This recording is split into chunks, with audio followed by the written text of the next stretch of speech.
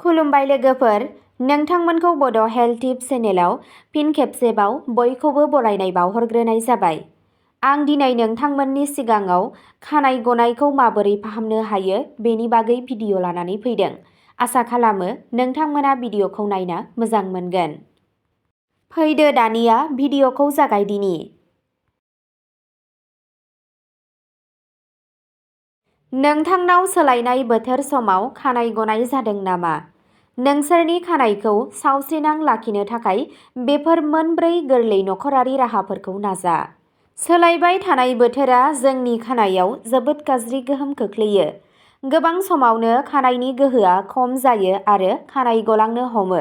जायनि थाखाय दिनै जों नोंथांनो माखासे गोरलै आरो गोहोम गोनां नखरारि राहाफोर खोन्थानो थांगासिनो दं, जाय नोंथांखौ खानाय गनायनि जेंनानिफ्राय रैखा होगोन आरो नोंथांनि खानायखौ सिगांनिख्रुइ गोरा, जोंनाय आरो सावस्रिसिन खालामगोन।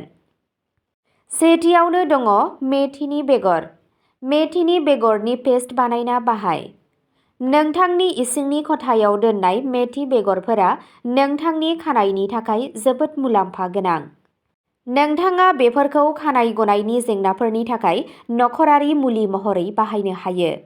बेनि थाखाय मेथिनि बेगरखौ हरसे सोमना दोन। बेनि उनाव फुङाव बेखौ उननानै पेस्ट बानायना ला।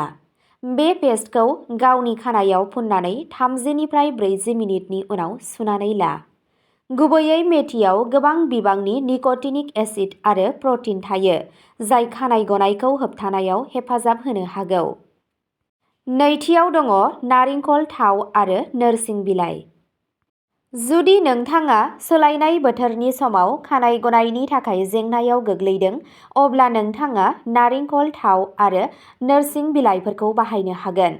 बेनि थाखाय गिदिर सामुसजों सामुसनै नारेंखल थावखौ गांजिसो नोरसिं बिलाइजों 2 निफ्राय 3 मिनिटनि थाखाय गोदौहो। जेब्ला थावआ गुसु जायो अब्ला बेखौ खर'आव मोजाङै फुनना हो आरो 45 मिनिटनि उनाव सुनानै ला। बेयो खानायनि रोदाफोरखौ गोख्रों खालामो आरो खानाय गनायखौ खम खालामो। थामथियाव दङ पियाज एबा सामब्राम गोजानि रोसिया जोबोद मुलाम्फा गोनां। सामब्राम गोजाया खानाय गनायखौ होबथानायाव गोबां हेफाजाब होनो हागौ। बे नखरारि राहानि थाखाय सामब्राम गोजानि रोसिखौ दिहुन आरो खुन बाहायनानै गावनि खर' एबा खानायाव फुन। 30 मिनिटनि उनाव खानायखौ सुनानै ला। बेयो खानायखौ बारायहोयो आरो खानायखौ गोख्रों खालामो। ब्रैथियाव दङ एल'भेरा जेल। एल'भेरा जेलआ बिगुरनि थाखायल' नङा, नाथाय खानायनि थाखायबो जोबोद मुलाम्फा गोनां।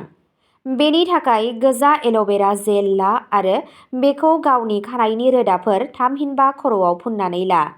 45 मिनिटनि उनाव सेम्पुजों खानायखौ सुनानै ला। बेयो खानाय गनायखौ खम खालामो आरो खानायखौ जोंनाय आरो गुरै खालामो। नोंथांमोननो जुदि गोजा एल'भेरा जेलखौ नांगौब्ला भिडिअआव प्रडाक्ट टेगआव होनाय दङ, नोंथांमोनहा लिंकआव थुनानै अनलाइननि गेजेरजों अर्डार खालामनो हागोन।